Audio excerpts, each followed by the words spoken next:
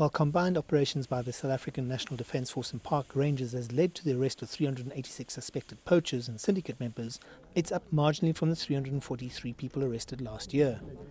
Conviction rates, though, also seem to be higher. We're still with 6 months to go to the end of the year. We're already sitting at 50% of conviction, meaning that for this current financial year that we are reporting on, we expect the conviction to be much higher than 61%. So that is a step in the right direction.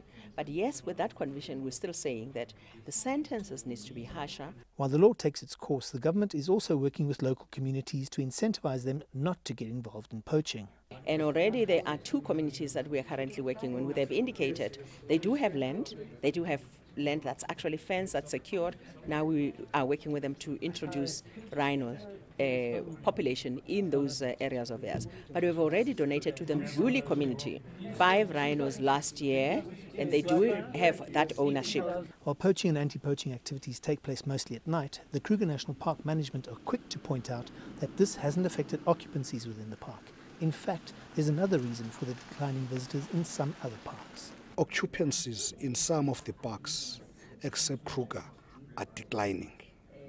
Now we're trying to assess what is that. Is it ease of pricing? Is it ease of service? We realize that people are happy with the service, are happy with the prices, but there's this thing of Ebola.